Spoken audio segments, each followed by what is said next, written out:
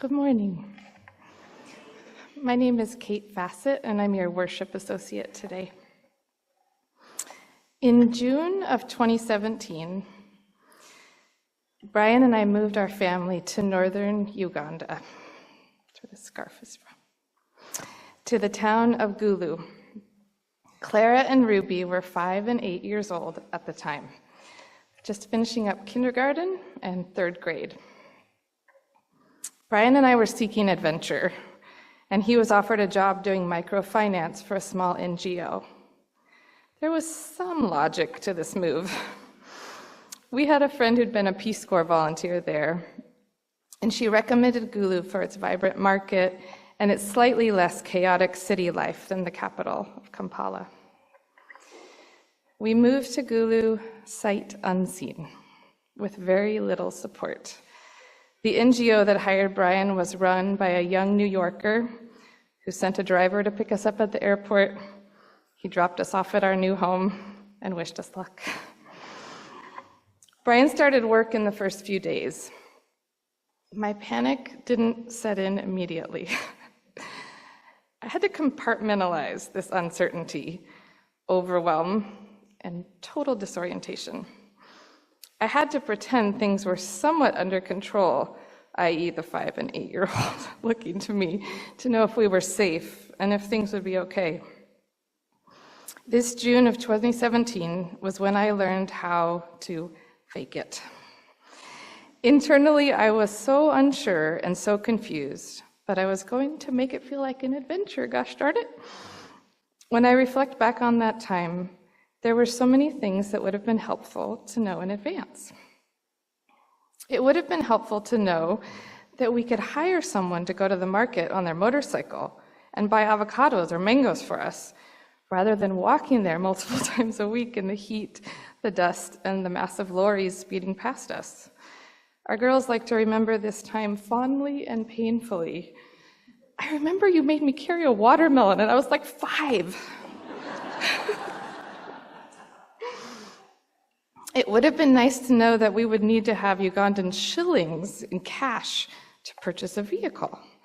Instead, we walked to the ATM every day to withdraw the maximum amount and kept a big wad of shillings in our house until we had enough to buy our 1998 RAV4.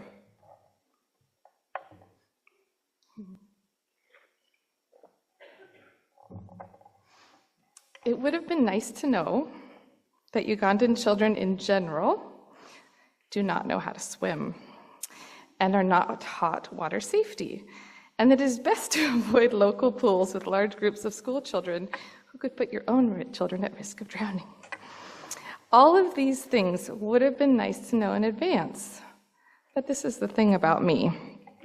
I tend to trust that things will work out.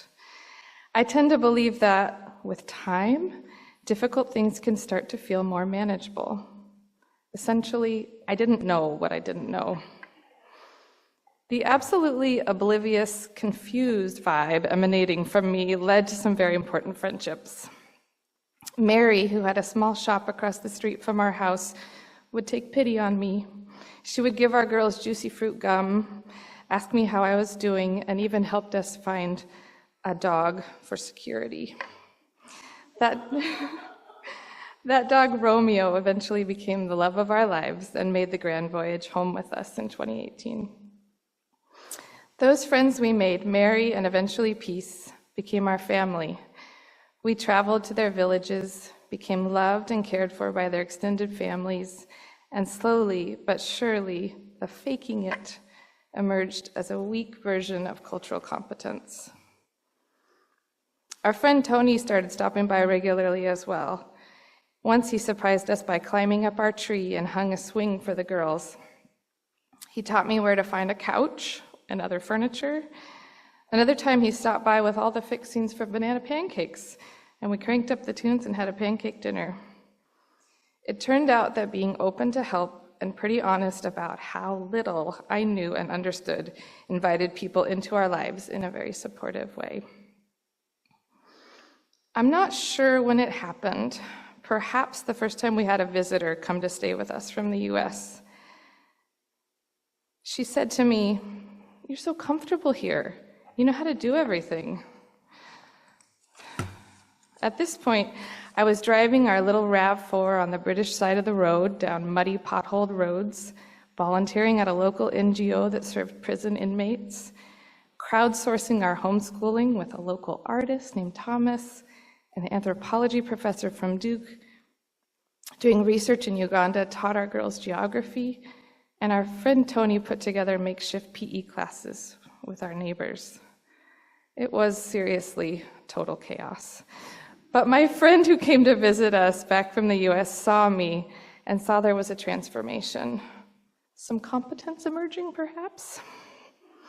It was messy, it was painful, it was very uncertain, and it was beautiful. I'll never forget how brave that time made me feel.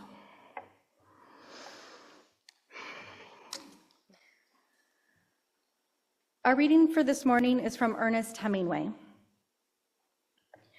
Ernest Hemingway once said, "In our darkest moments, we don't need solutions or advice.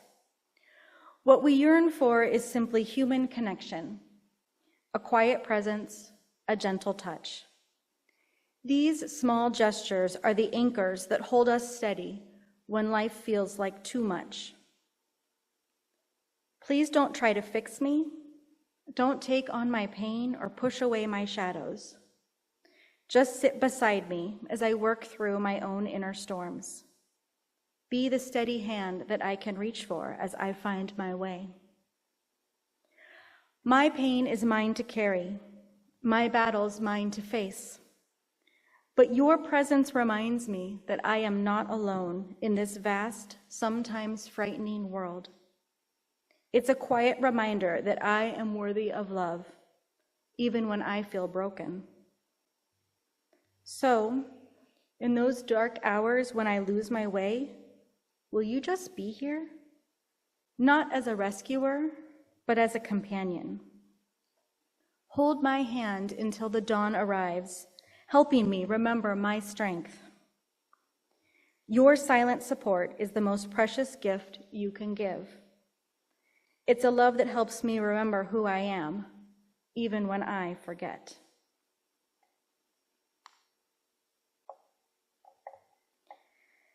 So I originally led this service in August of 2020, which was in the height of the quarantine for the pandemic. I sat here in a folding chair. The service was totally on Zoom, and there was like 5 of us in the sanctuary. Me, Sojourner, Amy, Ashley, I can't remember who the last person was. It was a gift to be in this space, even though it was empty of the community that we normally have here. So I'm going to start the homily this morning with most of the message that I shared back in those Corona days. The experience of watching caterpillars transform into butterflies is a common one in many preschools, kindergartens, and elementary schools across the country. You likely have firsthand knowledge of this if you have recently had an elementary school-aged child. And this life cycle unit is almost universally conducted in the spring for the very pragmatic reason that you want to give the butterflies the best chance of survival on release day. Only once in their career does a teacher need to arrive at school on an October morning and have the playground littered with carcasses of painted lady butterflies to have this lesson seared into their memory. But because of the school closures related to COVID-19, thousands of kids missed out on this rite of passage this spring. Of course, this rite of passage isn't as significant as the missed graduations, weddings, and other events, but it is a pretty magical experience for a 5-year-old. At the first school where I served as principal, the head secretary would grow a set of caterpillars in the office when the kindergartners did theirs down in the classroom. No matter the age of the person who stepped into the office, whether a student, a teacher, or the UPS delivery man, everyone would take a minute to check out the caterpillars and check their progress as they transformed. To be honest, there might have been a handful of older kids who had daily tummy aches during this unit as an excuse to come to the office and check to see if the butterflies had come out of their chrysalises yet. No matter how many times you had seen it happen before, there was something incredible about watching such a significant transformation occur right in front of you, and yet remain hidden at the same time. We don't often talk a lot about what happens inside the chrysalis itself. The action that we can see is what gets most of our attention. In fact, the chrysalis protects the caterpillar as it begins to turn itself into a liquid, soupy substance. According to sciencing.com, and yes, that is a real website, the caterpillar's body digests itself from the inside out. The caterpillar is attacked by the same sort of juices or enzymes that it used in its earlier life to digest food. David James, an entomologist at Washington State University, says that what happens inside the chrysalis is the construction of a butterfly or moth from caterpillar soup. My internet reading on the subject further revealed that the reddish color under the butterfly's wings when it first emerges from the chrysalis is the blood and other waste left behind by the transformation process. My thoughts about this are, 1, gross, and 2, ouch. Going through the metamorphosis from caterpillar to butterfly sounds unpleasant at best. I've reflected a lot this summer, remember 2020, on the image of the chrysalis as a metaphor for this collective time in our lives. Profound changes are uncomfortable, both physically and emotionally, and they often become defining moments in a person's life. We can easily segment our experiences, memories, and perceptions into a before and an after, a caterpillar and a butterfly. But rarely do we pay much attention to the in-between experience that leads to this transformation, the chrysalis. The chrysalis, holding space for this intense and profound change, is dark and mysterious, unpredictable and painful. During this time of quarantine, people have embarked on lots of different personal changes. Go on a daily walk, nurture a sourdough starter, start a meditation practice, learn another language, start an exercise program, and on it goes. Social media, if that's your jam, is filled with lots of evidence of folks embarking on these sorts of changes. For me, however, these are not the kinds of transformations that take place in a metaphorical chrysalis. This is in no way meant to disparage those efforts, which are commendable. And if you are growing a sourdough starter, I'm really looking at Greg Penner here, it's my favorite kind of bread, and I will gladly take a loaf. No, one of the things that speaks to me about the metaphor of the chrysalis is that this profound transformation is, by and large, hidden. Yes, if you look closely, there are a few hints about what might be happening inside that protective cocoon, but overall the changes are internal and private. They are not the kinds of changes that are easy to track, and definitely not the ones that get posted on Instagram. During this time of quarantine, I have been working to improve my physical health, but I've also been focused on something which I hope will be much more profound. To let go for the need of control in my daily life and the anxiety that this causes me. These changes are difficult, ones that have caused me to take a deeper look at myself. Honest self-reflection has been, at times, a source of discomfort and emotional pain. But recognizing these attributes in myself is a crucial first step on the path to self-transformation. There is no way to measure these changes the way that I might track my weight on a scale. There is no celebratory picture I could post on Facebook of a delicious or healthy meal. There's just me, inside my chrysalis, trying to break old patterns of behavior and ways of thinking and rearrange those into a new and hopefully improved version of me.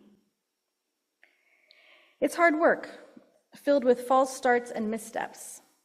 I'm emotionally tired, and frankly, I wish it was over already. I relate to the caterpillar in the story for all ages. Am I transformed enough yet?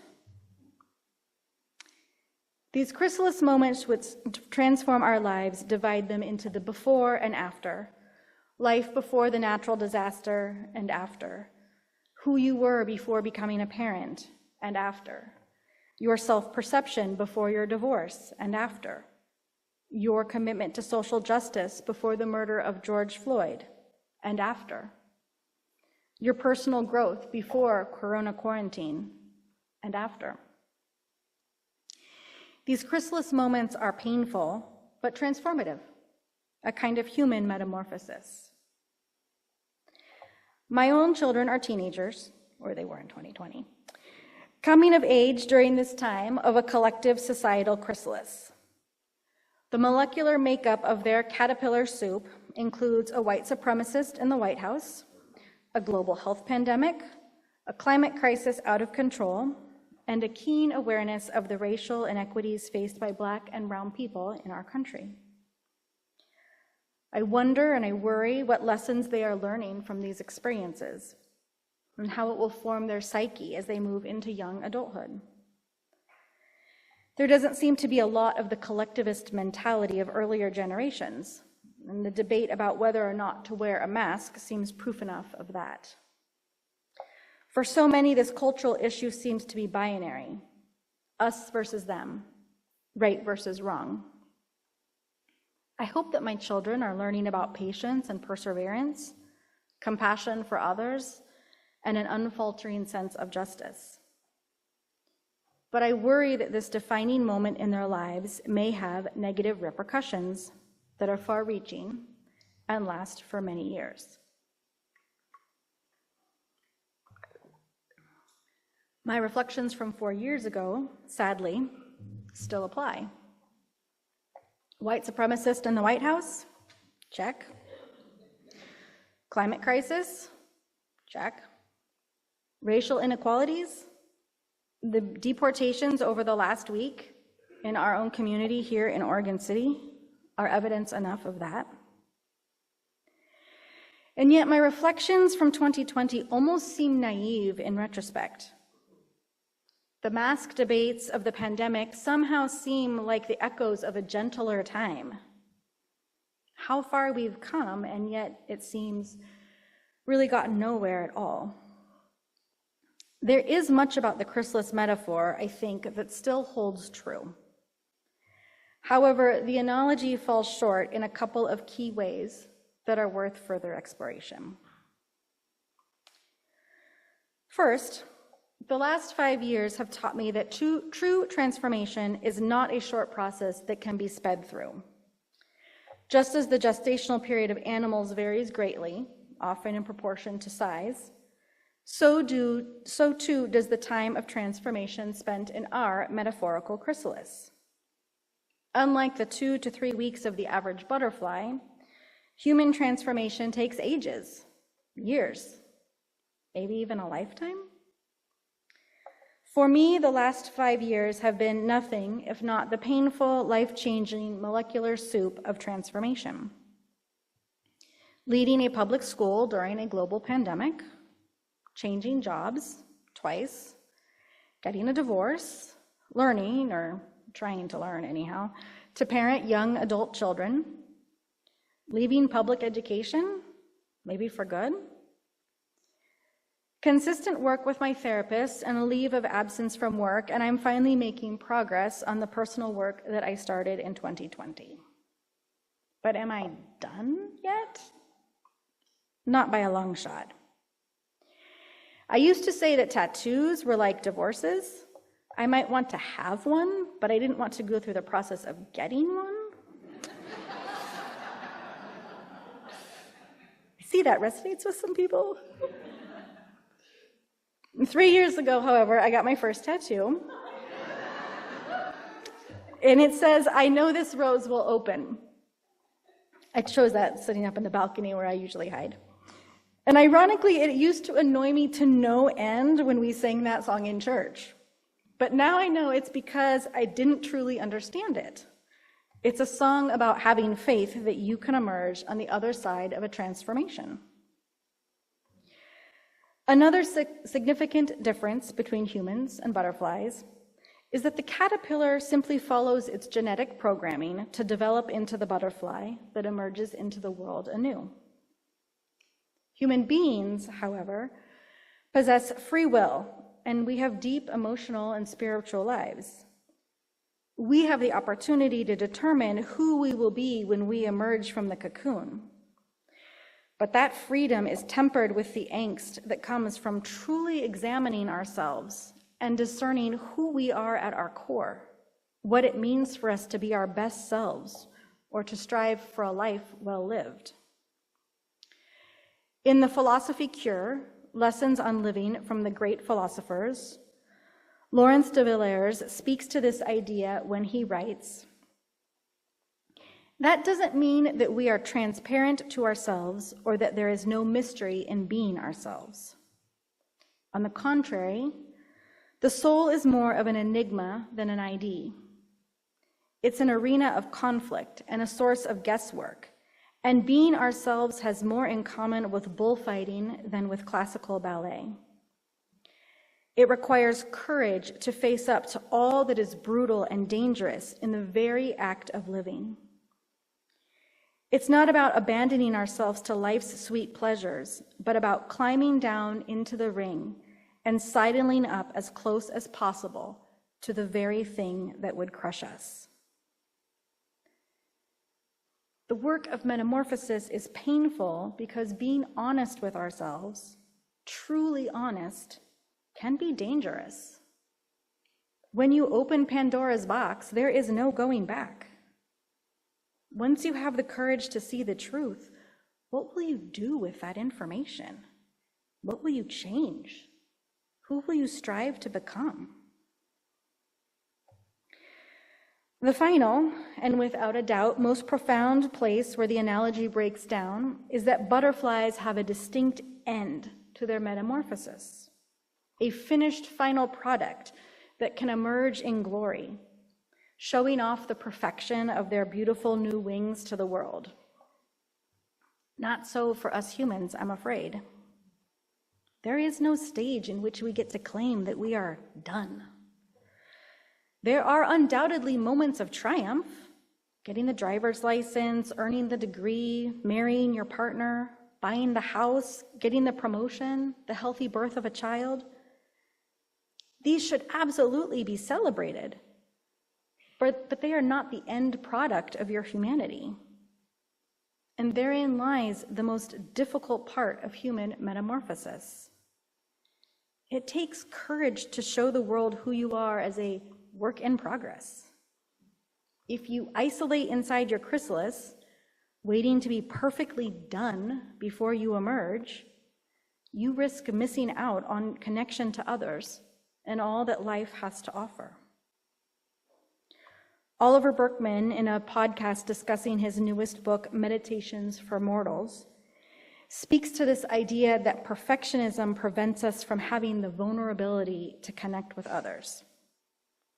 If we don't host the dinner party because the house isn't clean enough or the menu just so, we miss out on the joy of connection that comes from letting friends in and allowing them to connect with us as we truly are. He calls it beautiful chaos. The idea that if you are vulnerable enough to let others into your chaos, there is beauty in the true connections that are formed. You don't have to be perfect to show yourself to the world. And if you wait for that moment, you risk never coming out of your chrysalis at all. This lesson might be the one that I've most acutely learned in the last 5 years. Being at my most profound lows, personally and professionally, means that I have had plenty of opportunities to share my imperfections and shortcomings, my full humanity with others. But it has also meant the gift of receiving support and help from family and friends, even when I didn't have the courage to ask.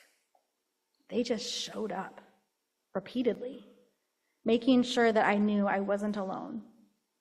They believed in me, holding that belief like a torch in the dark until I could believe in myself again. When I was at my lowest, feeling like a failure, others loved and accepted me, faults and all. Reverend Marsha has preached before about kintsugi, the Japanese art of putting pottery pieces back together with gold, a metaphor for embracing your flaws and imperfections. Discovering the unconditional love of a partner who accepts me as I truly am, someone I can be my full self with, is a gift I didn't know how much I needed. I am strong and beautiful in my humanity because of the cracks, not in spite of them. But in order to receive that gift, I needed to have the courage to emerge from my chrysalis, not as a perfect version of myself, but as a work in progress. As we struggle with what the 4 years ahead will bring, I go back to the question that I posed in my homily in 2020. Will this moment in history harden our hearts, sour us in our belief in the goodness of humanity, cause us to doubt our ability to effect change? Or will we emerge anew, transformed, reconnected to each other, strengthened in our resolve to fight for justice? Now is not the time to stay dormant in your cocoon. Rather, this is the time to embrace the discomfort that comes with change and accept it as a normal part of the process. What kind of personal metamorphosis are you seeking, working toward? You must have the courage to push against the walls of your chrysalis. Let others sit with you in the pain and the dark and the muck, and then unfurl the wings of your soul and let them dry in the sun. Show the world who you are, imperfections and all, in the bright light of day. Help to move our community where we need to go. Do not be discouraged by the difficult moments. Be transformed.